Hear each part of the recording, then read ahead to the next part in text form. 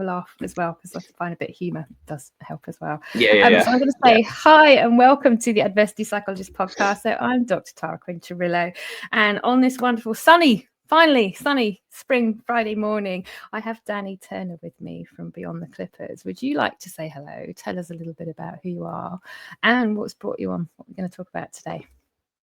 Yeah, hi guys. I'm Danny. I created a mental health group specifically for the barbering industry. I'm a barber myself, and I saw that there was sort of a bit of a niche in using barbershops as safe places for people to talk, mainly regarding their mental health, but just general conversations and to build up relationships. And it was also something that I created because I suffer with confidence, and I know a lot of barbers do as well. So it was a safe place for barbers to have somewhere that they could chat to one another, bounce ideas off, and ultimately help their own mental health without having to suffer in silence. I absolutely love your concept. So we kind of found each other on Instagram not that long ago, actually. And your work really resonated with me, especially around the kind of male mental health. So I've got so many questions for you. Is it right to ask you just a kind of organic question? What made you go, I've got this idea, I've got these observations from your job, to then creating Beyond the Clippers? So because I suffered with confidence barbering, on Facebook, there's a lot of barber groups, and I would often put into chats, does anyone suffer with trying to perfect their haircuts? Does anyone not suffer with self-confidence? And I got a lot of response, and I thought, okay, it's not just me then. Maybe this is an industry-wide issue. Yeah. So it made me think, well, if I'm suffering, if other people are suffering, and there's nothing for, because with the Facebook groups, a lot of it is mainly just new equipment, look at my haircut, what do you think of it? So it's not really a comfortable place to actually put out there, you know what, I'm suffering a little bit, because you don't want backlash. You don't want people to think, you know, well, why are you doing the job if you're not confident? So actually I put out a poll on Instagram, because of most of my followers and who I follow are barbers, and I put, would anyone be interested in a mental health group for barbers to be able to bounce ideas off? And I think I had about 80 comebacks, and everything, it was just 100%. Incredible. Yeah.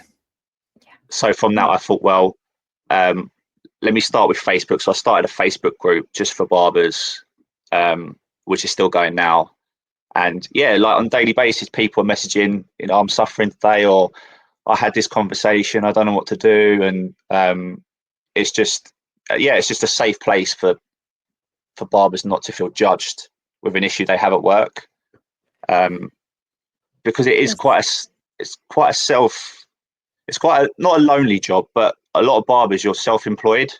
Yeah. So although you work in a shop, ultimately you're looking after number one. Yeah. And I found you might not feel comfortable talking to your colleagues because you don't want them to think, well, if they're suffering with their confidence, are they fit for the job? Yeah. There's that judgment, so that's kind of shame stuff, isn't there? 100%. Yeah, it is judgment, and you don't want that to happen, because you want people to be confident in your ability to cut hair, because that's the service you're selling. But if stuff's going on in your head and you can't focus, it's gonna come out in the wash at some point. So I thought, if I create something that's somewhere that people can talk, including myself, then hopefully it's a win-win for everyone. That kind of idea of like a safe space. So as you say, there's so many points there that, you know, so majority of people being self-employed, so it's your income. So the kind of vulnerability, I guess, that comes around doubting yourself or sharing that could be seen negatively. There's also that kind of big issue of, you know, when we look at research, how less likely men are to reach out for their emotional health, to be okay with wanting to reach out as well, because there's two different things there. I think as a psychologist, there's the recognizing the need, but also the can I then share that. And it is a bit cheesy, but that kind of word, you're starting to normalize having conversations. Yes. Not just about the nice, safe logistical stuff, you know, what are you doing practically?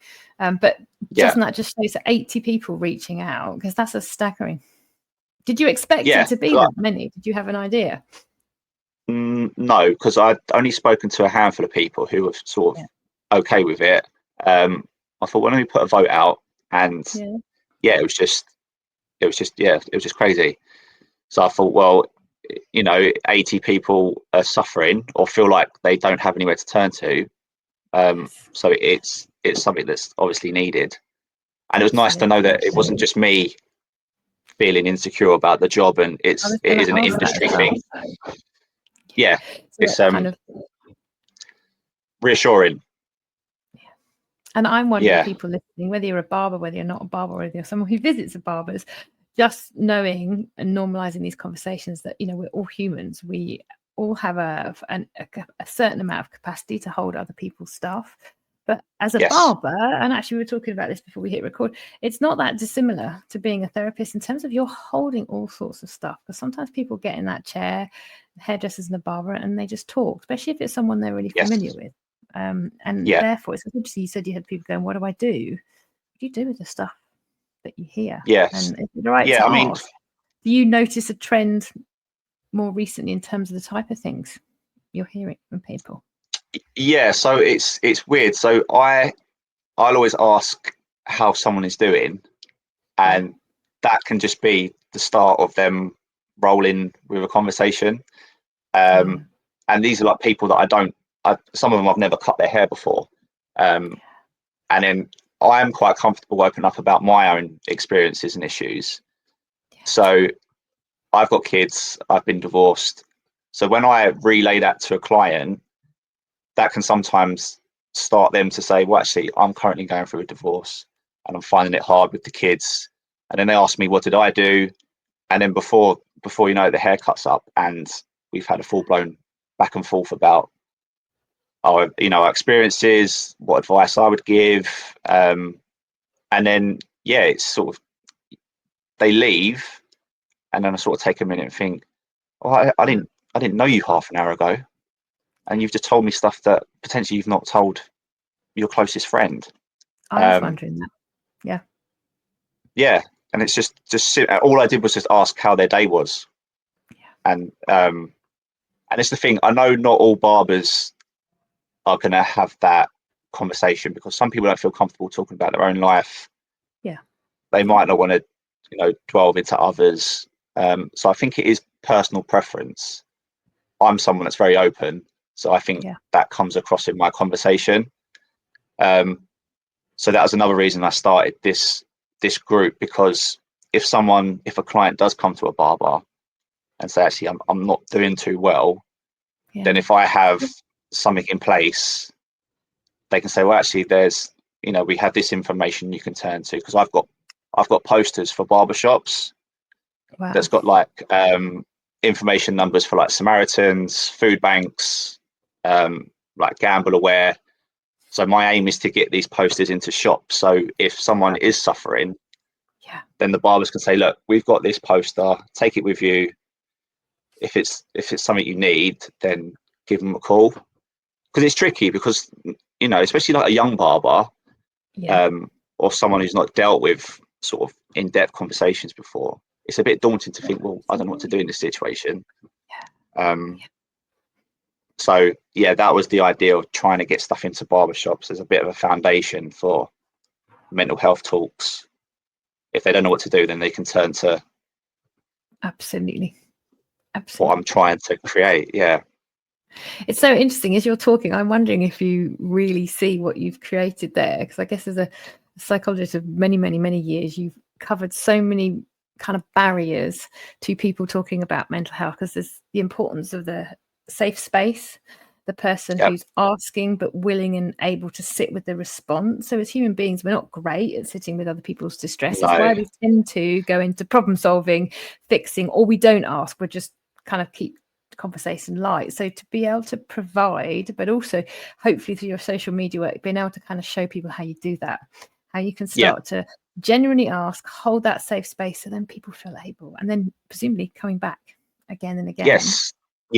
And people that have come back, I say, how's it going with what we discussed last time? And they're like, oh, you remember? You remember? So, of course I remember. Wow. We had a real in-depth conversation, and it's something that I've experienced, so it resonated with me.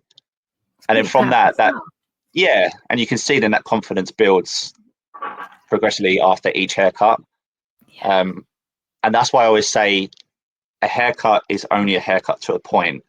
You could have 5 barbers in a shop who all produce similar haircuts, but if you've got a rapport with someone, you're always going to come back to that person, because you just have that connection. And that's when it becomes more than a haircut. It becomes, I suppose, like you say, a bit of a therapy session, if they want it to be. It's, you know, the kind of promoting psychological safety, a safe space to, I mean, as British people, we are notoriously kind of rubbish at the old checking in, because we tend to do it as we're walking past on the school path. How are you doing? And we're not stopping and necessarily making eye contact or giving off those signals that you've got time or want to hear the response. And sometimes we don't know what to do with it, which is why we'll ask on the go.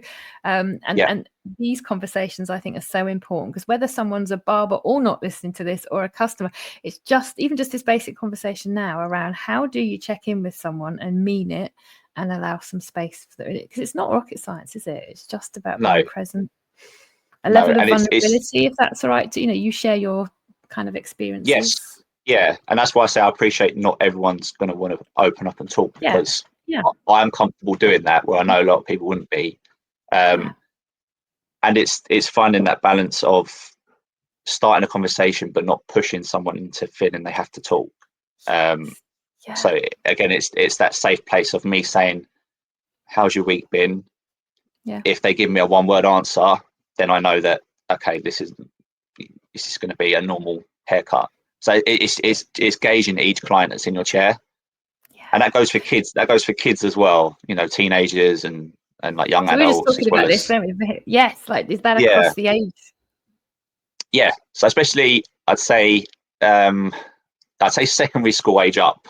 Obviously, below that, it's very much just trying to keep the kid entertained while I cut their hair.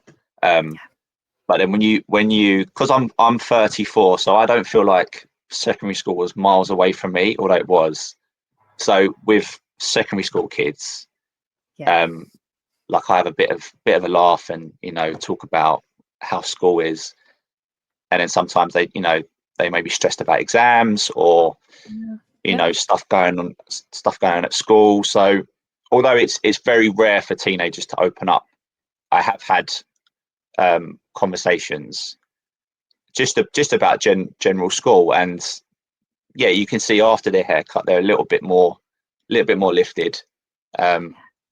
Nothing in depth has been spoken about, but just acknowledging that school's a little bit stressful, and they've spoken about it for half an hour. So it's just gauging your audience, and that's different for every person that sits in the chair. And I think that's really important too. And it's interesting what you kind of said there then, is that sometimes it doesn't have to be a really in-depth conversation. Sometimes just really simple checking in words are what somebody needs. But also you're in that really unique position where most people will tend to come back to the same barber. Guys, it's all right to generalize, more regularly having haircuts. So for me, with kind of my kind of hair, it's every few months, but my teenage son will go every 2-3 weeks sometimes for various things. So you'd be forging a different kind of relationship, and that safe space. And in therapy, sometimes it takes a long time to create the kind of safe space for people to really open up, and you're doing that organically, aren't you? You're there. And so that person who maybe has the 1 word, obviously without kind of breaking confidentiality, but have you seen people who perhaps you've kind of thought, were more reluctant, but where you've noticed those changes in kind of engagement? Or as you said at the beginning, it's the connection as well. And I know I said sort of secondary school up, but even with it can even be said for younger kids, because they can be really nervous. I remember one lad, he must have only been about 6, and he was really nervous, and I cut his hair for the first time, and we had a common interest in wrestling. So when I was his age, like, I just love wrestling, so all we did was speak about wrestling for half an hour. And his mum was like, I've never heard him talk so much. God. And then from then he would always come back to me, because he knew that he could talk about what he loved. So although it's not a mental health thing, it's showing that connection of finding a common interest and building a relationship, and that goes for all ages. So that's really nice. But with men, you find by the third or fourth haircut, you're then talking about stuff you spoke about, the first or second time, and then that just, like you say, that just organically grows into, it then turns into a catch up rather than a conversation. And do you think that helps? Do you think that helps people to open up a bit more? That it's this catch up and it's normal, it's a routine, it's the haircut. Because that's very different from I'm going to talk and I have to share, or the kind of barriers. I think so. I mean, if they get a confidence that, the last time I saw Danny, we spoke about XYZ, and then when he comes in again, and I say, how are things, and it's like, well, actually he cares and he remembers.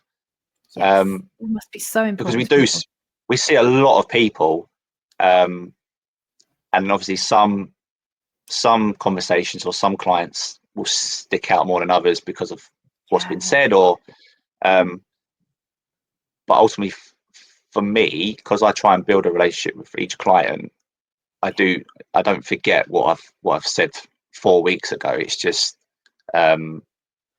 it's just something that gradually just builds. I suppose like any sort of friendship, or I mean there's some people that are like, they invite their barbers to their weddings, and it's just they're really good friends.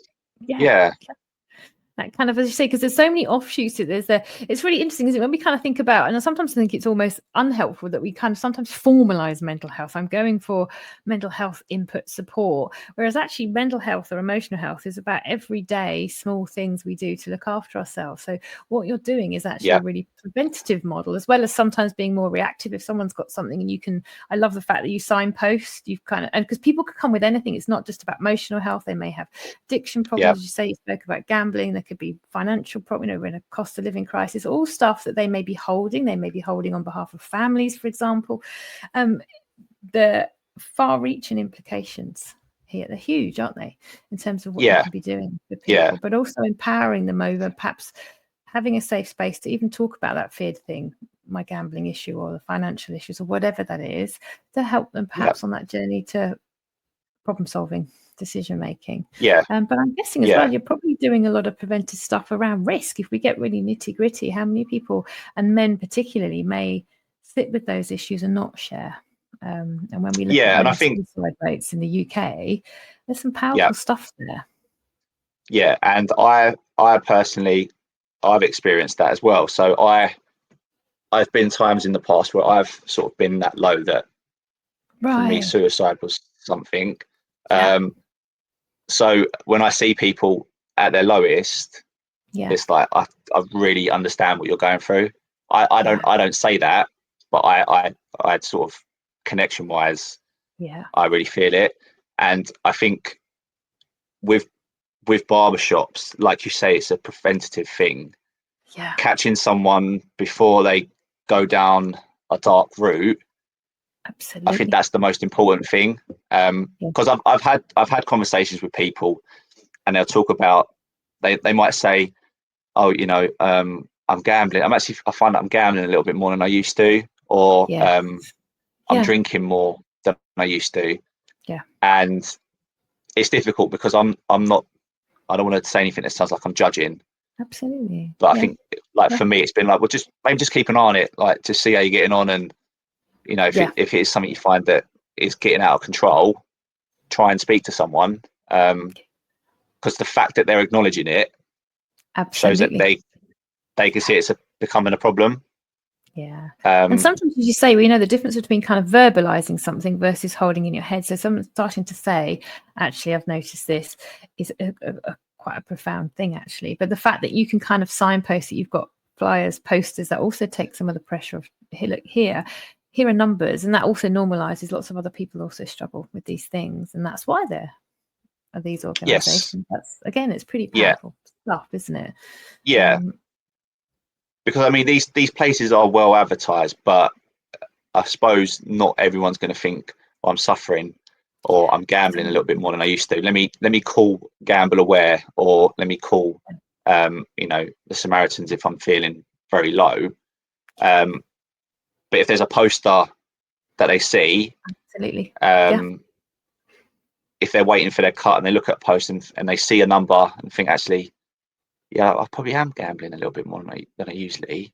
I mean, they don't have to, not even for them to call it, but for them just to get that full process of actually, that's what I was thinking as well. Yeah, actually, or there's like one of the numbers is for a food bank. Yes. And people might not know that that's an option out there. Absolutely. Because for a lot of people, it's embarrassing to say, I can't feed myself, I can't feed my kids. It's breaking past that. And that's where that stigma comes in of men not talking, because it's the stiff upper lip and I'll deal with it in my own way. And then sometimes that just gets to a point where it's just, you can't do it anymore. And it's the kind of people like you starting to address that, but also telling people this is a thing. There is stigma and shame around this, particularly for men. But also what I really love, because I've been following your kind of social media posts, and there's a kind of a let me know a bit more on the kind of Barber TV that you've shared as well. That's like, it's about how men have conversations and what's different about those conversations that you're kind of tapping into, that it is a different way of talking. When men go out, they talk differently than women would talk together when they're out, and you're tapping into that and kind of helping them to express themselves in a way that's suitable for them. And I think that's quite special. So the Barber Coach TV, so that's a platform for students and barbers to sort of further their knowledge. Right. It's got videos of haircuts, how to do certain styles, and I messaged the guy on Instagram and said, look, I really like your platform, but would you be interested in a mental health side of it for students coming through? And he was like, 100%, absolutely. And I just done it on a whim, because I thought, I don't know if he's going to go for this, but he bit my arm off. So he made me like an educator, and my first podcast is on there. And then I'm going to do sort of like short 5-10 minute videos of just what to look out for, and especially like things with social media, because social media is a massive. It affected me hugely when I was learning, because all you've got is these people putting out perfect haircuts. And you think, mine doesn't look like that. And then you think about it, okay, it's filtered. That's probably not how it actually looked. Or the person that's done it has 20 plus years experience. So all of the things that minds don't think about when they're in threat mode and seeing something, and their own imposter syndrome is showing up. And I think with barbering, it's hard not to be a perfectionist, because you're providing a skill, and you're giving someone a service that makes them look or make them feel better. So if you get that wrong, they're not going to want to come back to you, which is going to affect your confidence, and that could just steamroll you into a really dark place. So social media is the kind of pressure that you're under, in terms of, it's not just providing a product service, is it? It's what that means to that individual, and how that then may impact your well-being. Because with someone new in your chair, you only really have one chance to show that you're good at your job. And word of mouth, even with social media, word of mouth is still the biggest thing. So if you get that wrong, they're going to go tell their friends, well, don't go to that place, because look at what he's done. He's given me a rubbish haircut. And you might only be having a bad day, because we're all human, and sometimes we're just off. Absolutely. But that kind of cutthroat side of social media, you say, because at the end of the day, we kind of come back to that point you made before, that this is, most people are kind of individual business owners. This is your income. This is the thing that means so much to you. So there's so much tied up, because I've just realized as well, so you're almost supporting the mental health both ends, aren't you? So you're kind of looking at the kind of emotional health of barbers themselves, and that new generation coming in, which I love, who will have different perspectives on well-being and how to approach that. So I love the fact that with the Barber TV, it's not just a kind of one-off tokenistic, we've done the box for mental health. It's a consistent thing. It's helping people to maybe incorporate this fully into their practice, but you've also got what you're providing for your customers as well. So you're actually covering a huge demographic there, aren't you? Yeah, and it started off for barbers only. Yeah. And then I looked at the bigger picture and thought, well, actually, conversations I've had with clients, it's too big not to expand it to them as well. So yeah, it's trying to help both sides in the industry, because it's just something that is massive. There's barbershops all over the country that see hundreds of different men each week.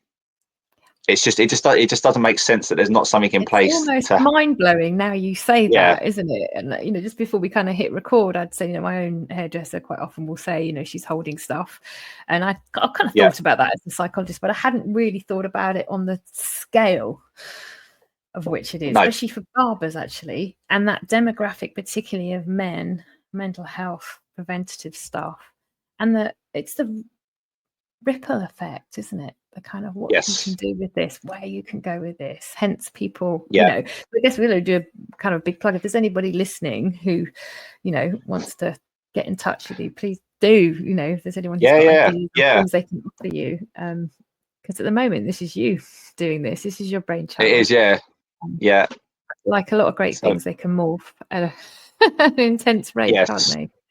And it's where do you see this going? Do you have an idea? Like how would you like your project to go? Well, I was talking to one of my barber friends, and he said it would be really good if you could get shops to be like an accredited sort of, we're accredited beyond the clippers, that this shop will support your mental health.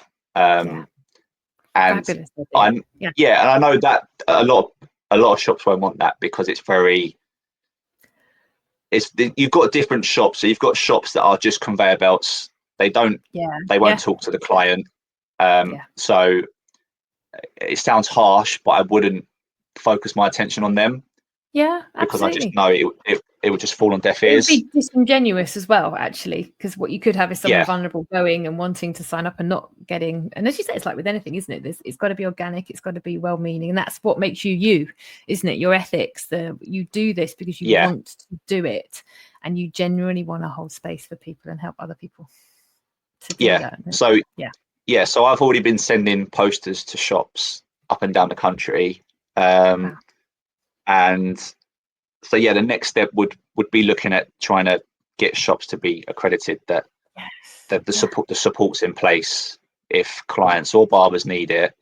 And then also I've been in discussions with like academies and colleges to put like student packs together of what to expect going into the industry for themselves and for conversations they may have with clients, and the stress of being self-employed.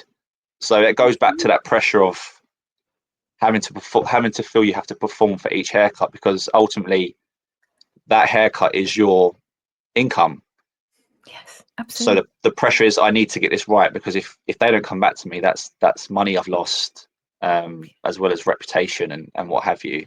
So it's that ripple effect of that. People talk, people go, and people are so quick. We're all guilty of this, aren't we? We do tend to literally quickly go on Amazon when we've done a negative review, but we hardly ever go, put a really positive review of that thing. So unfortunately, we're all guilty of it, a little bit trigger happy with that. You have to kind of hold that, don't you? And as a business, that's quite a lot of pressure, isn't it? In addition to what you're hearing from people as well. And when you go to college or when you learn, you're just learning about cutting hair, which ultimately is, obviously that's what the course is for. But then you go into the world of barbering, and then you think, well, I'm on my own now. I have to, I might be able to lean on a manager or a colleague, but ultimately I am now on my own, and it can be really daunting, pressure wise. And then because social media is so current, you look to social media and you think, okay, mine doesn't look like that. What am I doing wrong? You might not be doing anything wrong. It's just your progress of where you are in your career. And it's just, there's so many different. Stop and catch that brain when it's fast forwarding with all of the anxiety led stuff. it's so interesting then. So you go through all that training. I'd never thought about that before, but there isn't anything specific. That's quite mind blown about the human who the hair belongs to. To talk and engage with you, and there's the engaging with you about the haircut and what that means for your business, but there's also how many people a day, I wonder, are you hearing? Like, how many haircuts on average do barbers do every day? And some barbers, I know my bloke, it's like 7 days a week. Yeah, that's a huge footfall of people, isn't it? Yes.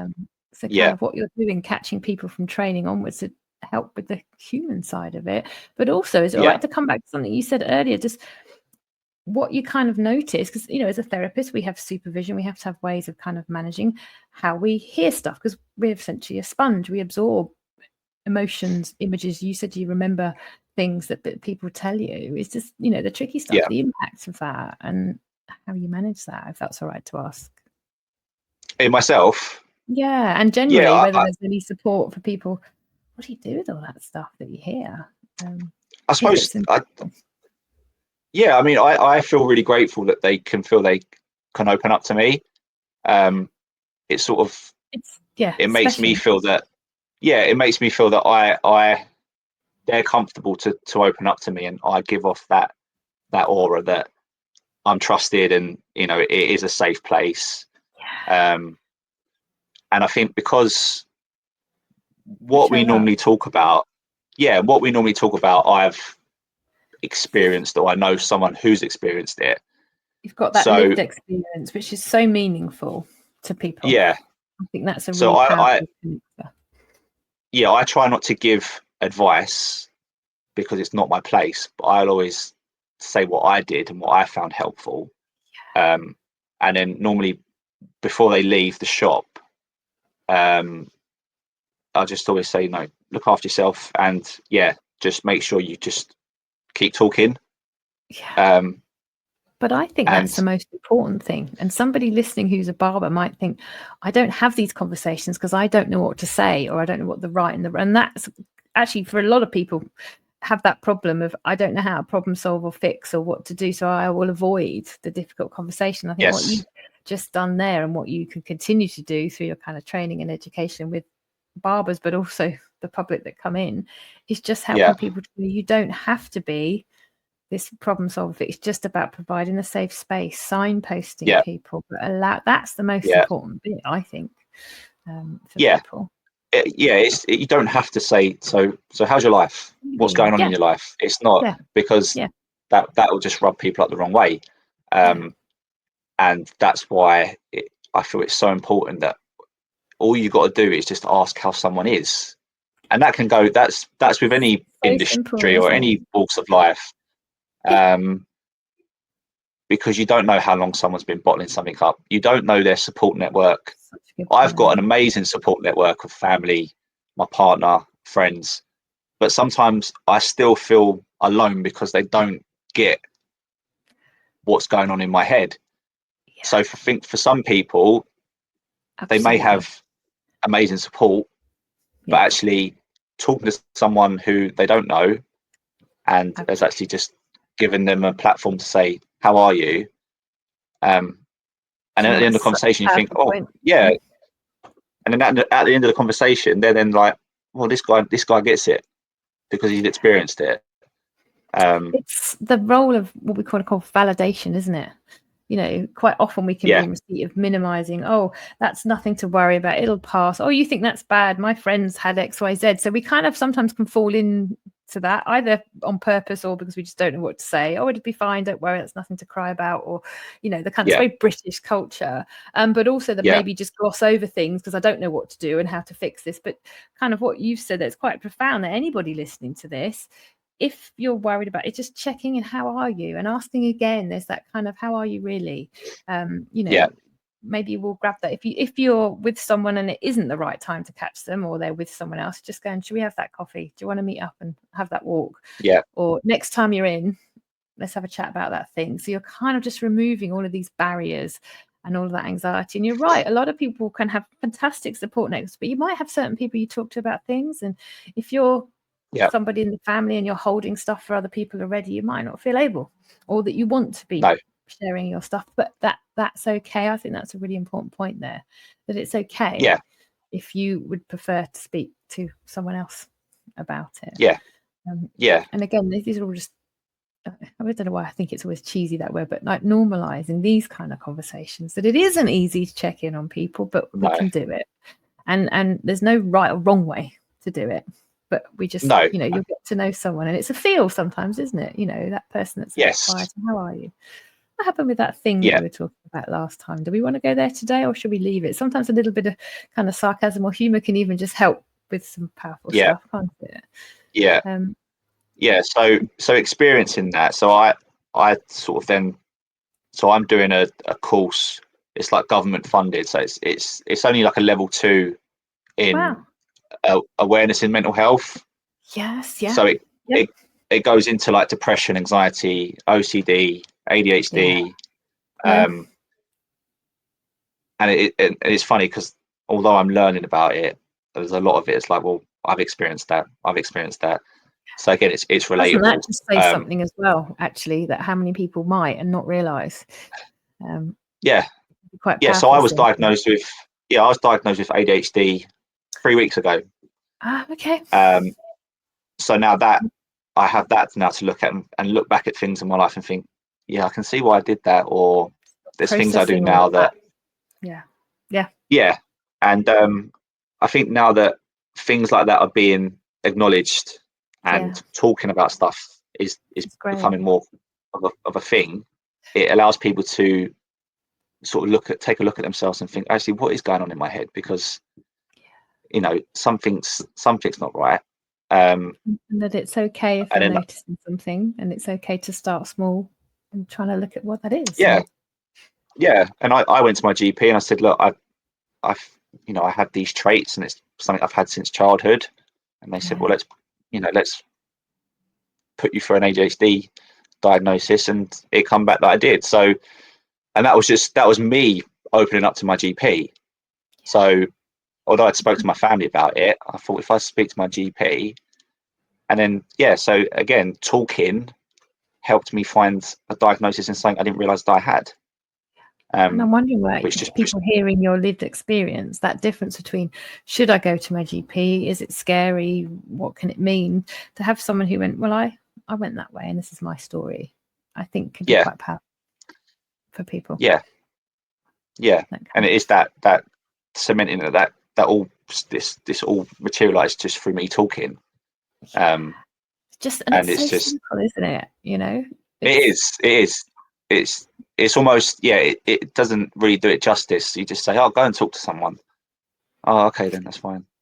But actually, no, really go and talk to someone, and try and find a solution for what's troubling you. Absolutely. So I'm wondering how many people listening now, because sometimes that's such a good point, that the talking thing sometimes gets minimized as not being enough. But I always think people sometimes can overthink mental health and ways to manage it, that sometimes as well, just everyday small. You mentioned at the beginning that part of your project is about the kind of connections and conversations. So helping people have, post-pandemic, a lot of people lost skills or lost confidence. Didn't know how to check in. We've had a massive increase in mental health issues, cost of living crisis. We've almost got this perfect storm. So what you're doing also, I'm just thinking for the people who may be more lonely or isolated, that the conversation with their barber might be the only conversation they have a week, other than a queue in a shop, for example. Is this, even if it's not about kind of more formal mental health issues, just checking in and what you're doing for people's mental health in that way? Because loneliness, according to the World Health Organization, is one of the key issues at the moment, and it impacts mental health, physical health so much. And that's my point of, you could have a fantastic support network, but you can still feel lonely. Absolutely. Which so glad you brought that in. It's really sad, but it's reality. Because, and it's helping people, that's psychoeducation, that's helping people recognize. Some people think loneliness is just the absence of other people or an elderly demographic who are on their own in their home. But as you say, there are different types of loneliness. Go Google it. It's quite interesting. You can have a really supportive partner but be isolated from the rest of the world. You can be really isolated at home but have good support networks outside, and that's okay. But it's about recognizing how loneliness shows up, and the difference between alone and loneliness. I was talking to a friend about this week, that people get those two things muddled up. If you live alone, you are lonely. You can have a really fulfilled, valued life and lots of connections, but be alone. But it's why sometimes people then miss loneliness, because they think you've got a spouse, you've got a family, you've got all these people around you. But that barber checking in, how are you really, might just then give you a different view. Because I've experienced it myself, where I've spoken to people and I've come away and thought, no, you don't get it. You just don't get it. So although you've done your best and your intentions are good, I come away feeling probably more frustrated because I've gone to open up to someone. And you just not always, but some people can disregard it, or some people can just brush it off, and then you think, hey, you just don't get it. And now I feel even more alone because I've tried to open up, and actually it's just fallen on. It feels like it's fallen on deaf ears, although it hasn't. But just what that's like, kind of viscerally, emotionally, cognitively, to be in that situation where you've tried to open up and you've been met with something unhelpful. And actually, I think that's quite an important thing for barbers, trainee barbers, to kind of know, is that actually they're probably one of a kind of a key set of people in society who are having this footfall of people where you are probably, you've got your literally nose to the ground in terms of what's happening in your communities. Who's lonely, who's isolated, signposting to other things, but also picking up these issues, but also then equipping them with the skills to know what to do when someone might take that massive step to reach out. But if you're not maybe equipped and leave them maybe invalidated, that can be very impactful, can't it? Which is why I say it is difficult, because not all barbers, and you don't go into the profession to be a mental health specialist. Yeah, of course. Yeah. But there is an opportunity to prevent someone from, going further down a hole. And there might be things that they say that barbers may miss because it's not, they're not used to that sort of thing. So it's a hard balance, because you don't want to push it too much, but also you want to be able to provide somewhere that is safe and there is help if needed. So I think that's where I'm trying to fit into the middle of trying to provide something for those that want to be able to provide that service for their shop. I think it's a wonderful mix. It's preventative, but it's also a nice mix of kind of psychoeducation. So you're kind of allowing people to start to learn about what conversations can look like, kind of signs, flags, signposting, how to deal with difficult conversations, your own stuff, their stuff. Is all sorts of stuff there around boundaries, aren't there? Yes. And I think actually that model, you think how many other sectors that could apply to, how many people in our communities are holding and hearing staff. I do a lot of work with the voluntary sector. They're hearing and holding more than ever before post-pandemic.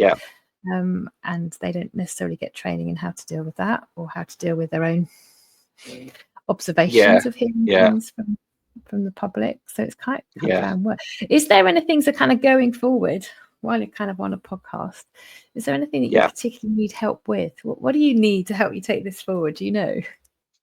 I think it's just things like this, so the podcast, and just getting myself, or getting the organisation into places that is just well advertised. And so I speak a lot with other mental health groups that target other sectors, and like we share each other's posts, and it's difficult because obviously mine is barber related.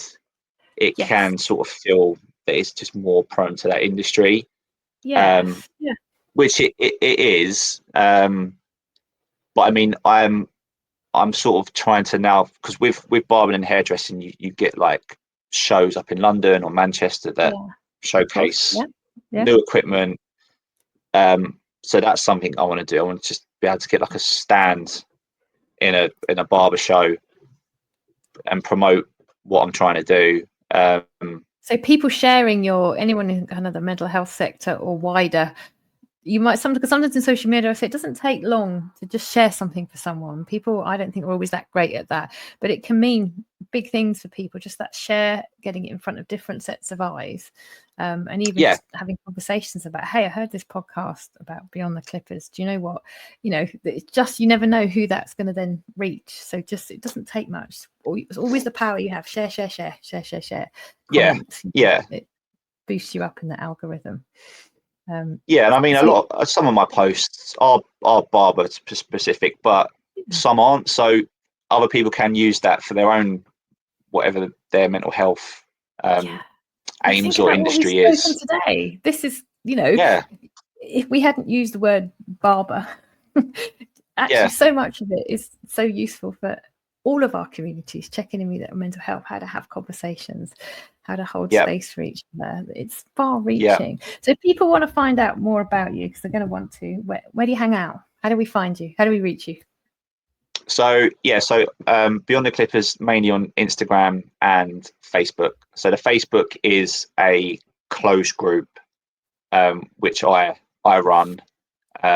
It's just because I have a bit of a disclaimer before you join about what you can and can't say, and to not share anything that people are posting. And so I mean, my aim is to get posters in all barbershops. So just keep an eye out. Wants to contact you, they can just message you through the Instagram too. Yeah, and I either send it via a PDF for them to print, or I'll send it out in the post.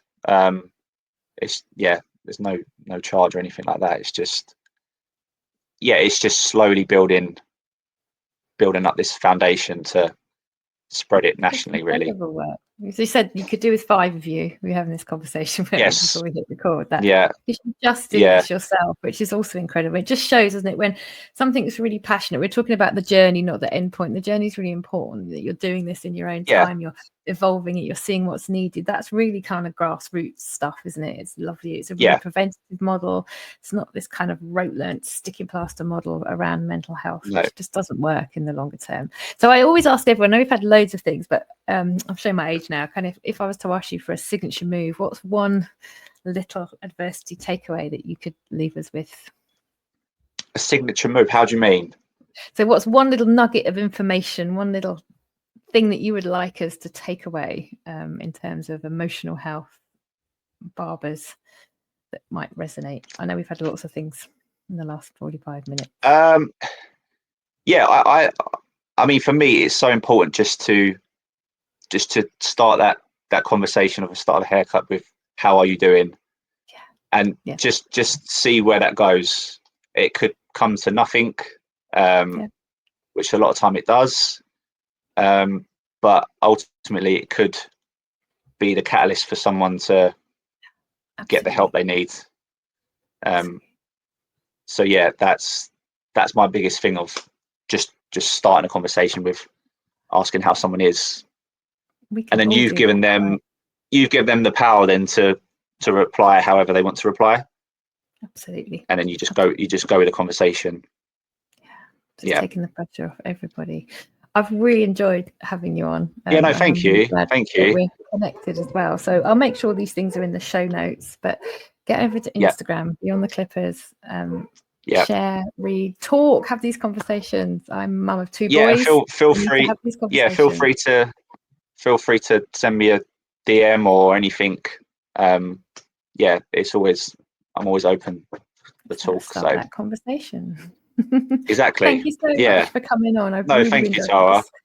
Food for thought. My brain is buzzing with ideas because I just think it's a fantastic thing. And sometimes people think about these things, but they don't do. And there's a big difference between people that think and do. And you're a doer. And I know sometimes it can be quite hard when you're own doing things, but keep going because this is resonating with people. I think personal experience has helped that as well. It's the motivation to help others because I know what it feels like.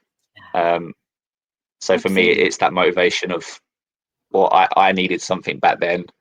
Now let me try and give it to someone else. Yeah, pretty powerful. So it's thing you do, right? Yeah, and it doesn't take a lot either. It really doesn't. So that's what I'm going to take away from today. It's just those little things, isn't it? I'm going to go to my local barbers later and say, right, you need to follow. That's one thing I can do today.